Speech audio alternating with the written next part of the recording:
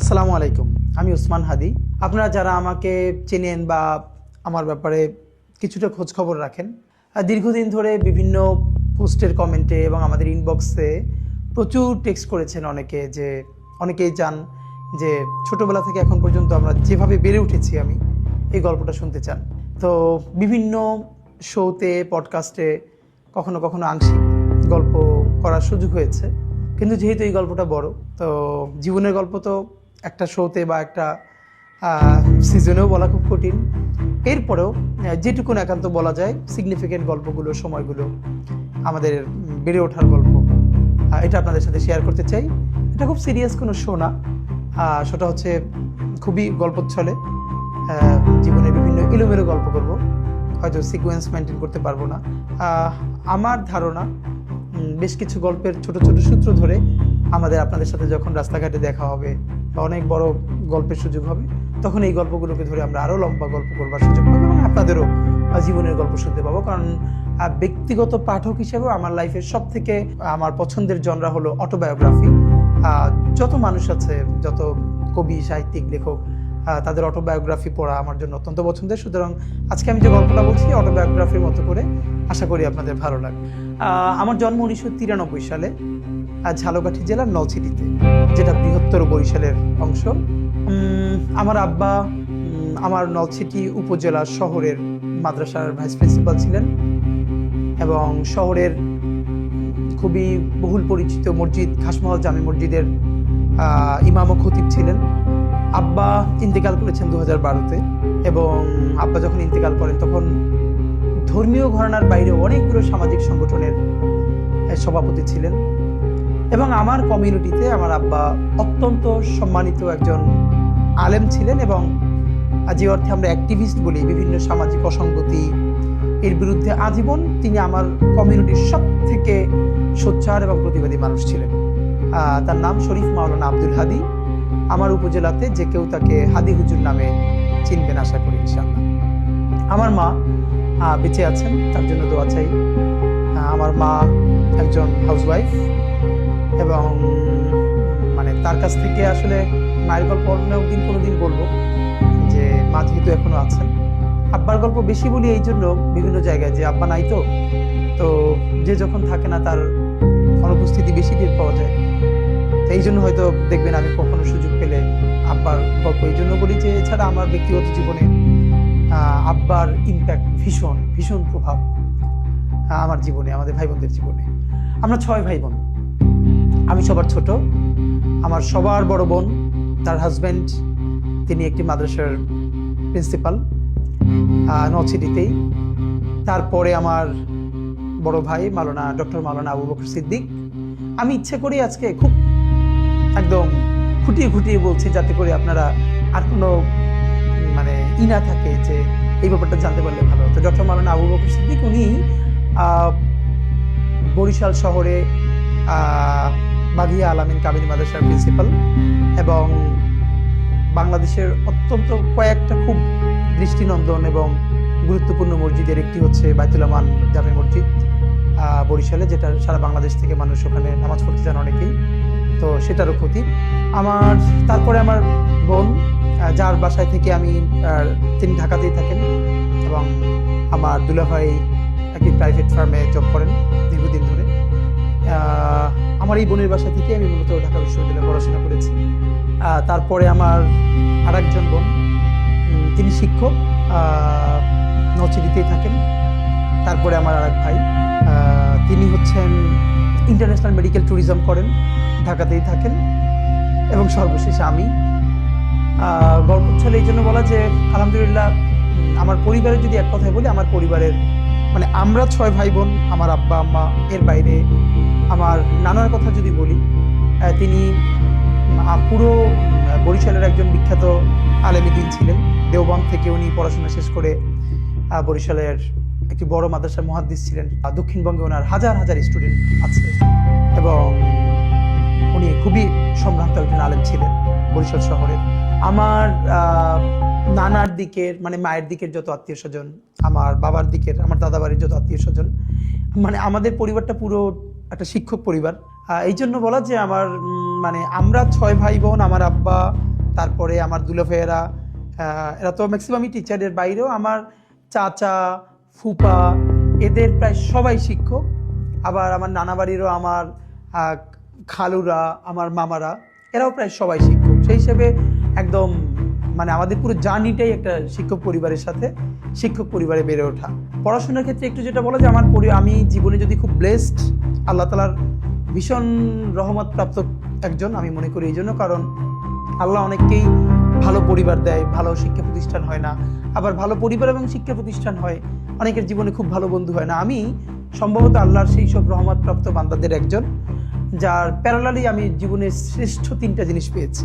প্রথমত আমার পরিবার, এই জন্য বলা যে মানে শুধু পরিবার না, যে আমার আজকের যে গ্রুমিং, আজকের যে বেড়ে ওঠা, এর বুনিয়াদটা পরিবারে, শুধু পরিবারে না, চর্চাটা ভীষণভাবে। এরপরে আমার শিক্ষা প্রতিষ্ঠান, যেটা নিয়ে একটু পরে লম্বা গল্প করব।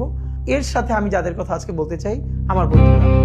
সেই ছোটবেলা থেকে আজ পর্যন্ত আমি এত ভালো বন্ধু জীবনে পেয়েছি, যারা এখন অনেকেই সারা বাংলাদেশের অনেকে ইউনিভার্সিটির টিচার, ডাক্তার, ইঞ্জিনিয়ার, বিভিন্ন জায়গায় অনেকে চাকরি বাকরি করছেন, যে যার জায়গায় খুব বেশি দেশের জন্য কন্ট্রিবিউট করছেন।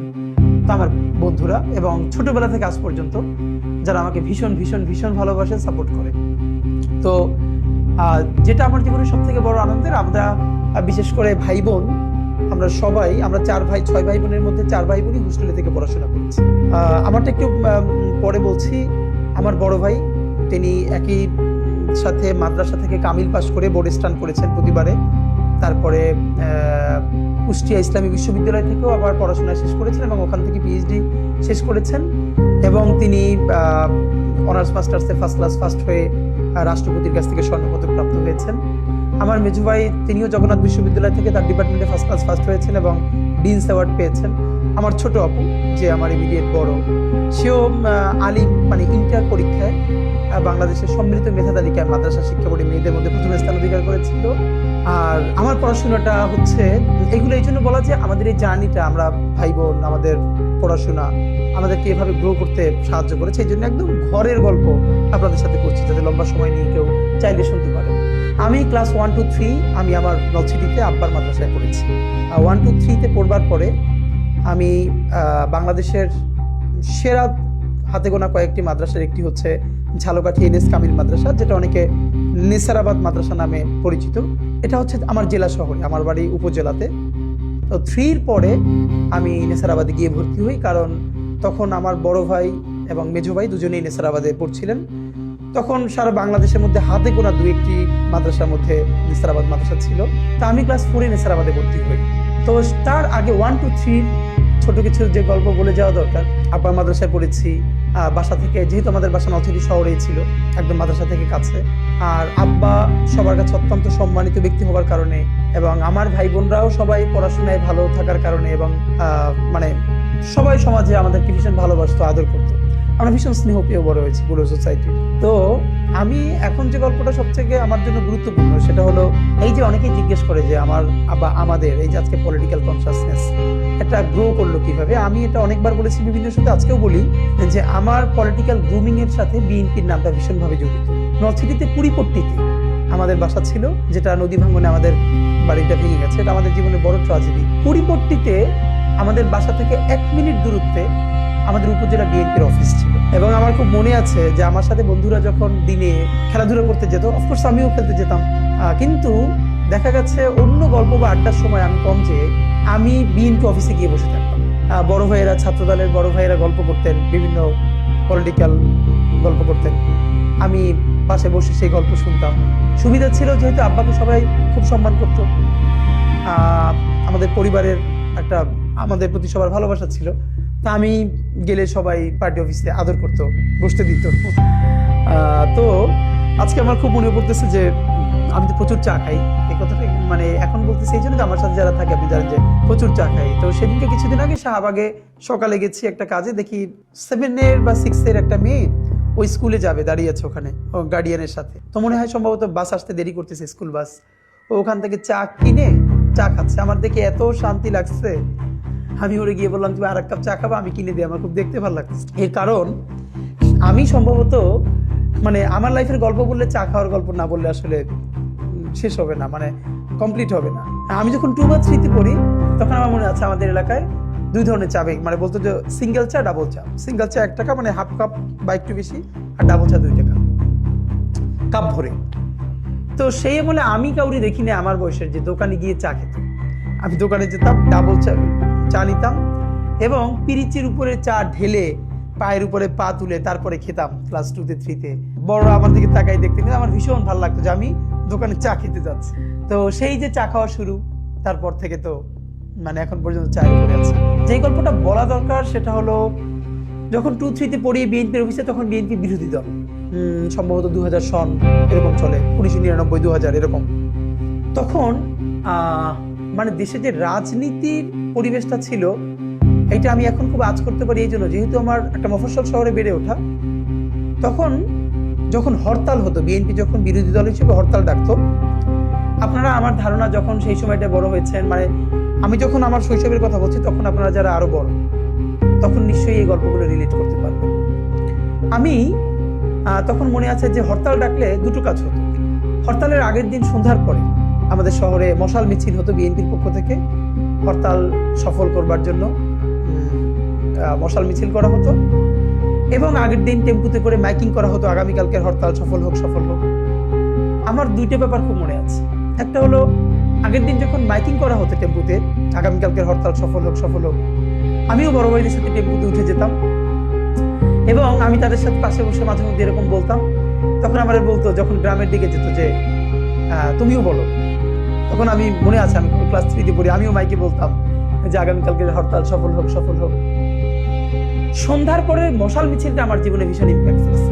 আপনারা জানেন যে আমরা যখন এই সময়টা বড় হয়েছি, মফস্বল শহরের নিয়ম ছিল বিকেলে যেথায় যাই খেলাধুলো করি, মাগরিবের আজানের সাথে সাথে বাসায় ফিরতে হবে।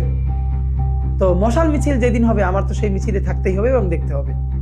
তো বাসায় ফেরা যাবে না, এবং না ফিরলে তো অবশ্যই মার খেতে হবে। সেই মাইরের ঝুঁকি নিয়ে আমি বিএনপির অফিসে বসে থাকতাম। সন্ধ্যার পরে মশাল মিছিল শুরু হতো, সেই মশাল মিছিল করতাম। আবার লুকাই লুকাই করতে হতো, কারণ এর মধ্যে আব্বা বা বাসার অন্যরা দেখে ফেললে তো ধরে ফেলবে। তো মশাল মিছিল শেষে সবাই যখন বাসায় ফিরতো, আমি ফিরতাম না। এর কারণ হলো নলছিটির চৌমাথা আছে, যেখানে মিছিলটা শেষ হয়ে সংক্ষিপ্ত একটা বক্তৃতা হতো, সেখানে খুব কম লোক থাকতো, 20-30 জন। ওইখানে আবার কয়েকজন সংক্ষিপ্ত বক্তৃতা করে প্রোগ্রামটা শেষ করতেন। আমার ভীষণ মনে আছে একজনের কথা, আমি অনেকবার বলেছি। তখনকার নলছিটি ছাত্র দলের সভাপতি তৌহিদ আলম মান্না ভাই, বক্তৃতা এবং স্লোগান যে একটা আর্ট হইতে পারে, এটা আমি জীবনে প্রথমে মান্না ভাইকে দেখে আমার মনে হয়েছে। তখন আমি মনে হয় 2-3-তে পড়ি। মান্না ভাই যখন মিছিলে স্লোগান দিত, আমার মনে আছে আমি বাসায় এসে স্লোগান প্র্যাকটিস করতাম। বিশেষ করে সন্ধ্যার পরে মশাল মিছিলে পরে মান্না ভাই চৌমাথায় যখন তিনি বক্তৃতা করবেন, এইটা শোনার জন্য আমি দাঁড়াই থাকতাম। এবং এখন আমি কানেক্ট করতে পারি যে এই যে বক্তৃতা আমার কাছে ভালো লাগে, সেইটা আমার তখন থেকে বোঝা শুরু। কারণ আমার বয়সে তখন আমি কাউকে দেখি নাই বক্তৃতা শোনার জন্য দাঁড়াই আছে। মান্না ভাই যে বক্তৃতা করতেন, এরপরে রাত্রিরে বাসায় ফিরতাম। আমরা ফ্লাস্ক, আপনারা জানেন ফ্লাস্ক ভেঙে গেলে ফ্লাস্কের উপরে যে মানে কি বলবো যে খোসাটা আছে, এইটা মুখের দ্বারে ধরে কথা বললে অনেক শব্দ হয়, মাইকের মতো কাছাকাছি। আমার মনে আছে যে আমি বাসায় ফিরে সেই মিছিল, স্লোগান, বক্তৃতা এগুলো প্র্যাকটিস করতাম। পরের দিন যখন হরতালে পিকেটিং শুরু হতো, আমাদের বাসার সামনে থেকে শুরু হতো, যে বিএনপির সামনে তারা হাঁটতো রাস্তায়, তো আমিও তাদের সাথে বের হতাম। তো এই গল্পটা আপনাদের এই জন্য বলা যে এই যে মিছিল, মিটিং, স্লোগান, মশাল মিছিল আমার বাসার পাশে বিএনপি অফিস হওয়ার ফলে আমাকে ভীষণ আন্দোলিত করেছিল, এবং এমনভাবে আন্দোলিত করেছিল, আমি যখন সম্ভবত ক্লাস 4 বা 5-এ পড়ি, তখন 2001-এর জাতীয় নির্বাচন, যে নির্বাচনের মধ্য দিয়ে বিএনপি 4 দলীয় জোট ক্ষমতায় আসে। তখন আমি সব থেকে ক্ষুদে অ্যাক্টিভিস্ট, এলাকায় বন্ধু বান্ধবদেরকে নিয়ে প্রচুর ধানের শীষের মিছিল দেই। আমাদের ওখানে তখন বিএনপির পক্ষ থেকে নির্বাচন করলেন ইসরাত সুলতান ইলেন ভুট্টো। উনি বিএনপির প্রার্থী হলেন, ভুট্টো সাহেবের স্ত্রী। এবং উনি যখন নলছিটিতে এরকম একটা সভা করলেন, তো যেহেতু আমার এলাকার সবাই জানে যে আমি এইরকম মিছিল দেই, বক্তৃতা করি, তো আমি সেই সমাবেশে গেছি। কে যেন বলে উঠলো যে হাদি হুজুরের ছেলে, ওরে স্টেজে উঠাই দাও, ও বলবে, এবং সবাই আমার ধরে উঠাই দিল। ছোটবেলা থেকে আমার মধ্যে ভয় জিনিসটা ছিল না, এবং আমি বিএনপির ধানের শীষের জন্য একটা বড় বক্তৃতা করে ফেললাম। দুটো ব্যাপার ছিল, হাদি হুজুরের ছেলে, এই জন্য সবাই তার নিতে ভালোবাসতো, তো আমার মনে আছে যে ইলেন ভুট্টো খুশি হয়ে আমাকে টাকার পরিমাণ মনে নাই কিন্তু একটা ভালো অঙ্কের টাকাও গিফট দিচ্ছিলেন স্টেজে বসে, এবং সেইটা নিয়ে বন্ধু বান্ধবদেরকে নিয়ে আবার মিছিল করে করে বাসায় ফিরে আসছি। তো এই মিছিল মিটিংটা স্লোগান ছোটবেলা থেকে আমাদের জানিয়েছে। আমার উপজেলায় যারা আমাকে চেনে তারা সবই এই গল্পগুলো জানে, আমাকে রিলেট করতে পারবেন নিশ্চয়ই। এরপর আমি তো নেসারাবাদে ভর্তি হয়ে গেলাম, তখন সম্ভবত 2000 বা 2001 সাল, ক্লাস যখন 4-এ পড়ি। আমি নেসারাবাদে ভর্তি হওয়াটা আমার জীবনের সব থেকে এরপরে টার্নিং পয়েন্ট। সেই গল্পটা আপনাদের সাথে করতে হবে অনেক কারণে। বাংলাদেশ মাদ্রাসা শিক্ষা ব্যবস্থা, মাদ্রাসা সম্বন্ধে আমাদের ধারণা এবং আমার যে কালচারাল লড়াইয়ের সূচনা, এই গল্পটা শুনলে আপনারা নিশ্চয়ই কিছু একটা রিলেট করতে পারবেন। আমি আপনাদের নেসারাবাদের গল্প বলবো যখন আমি ক্লাস 4-এ ভর্তি হলাম।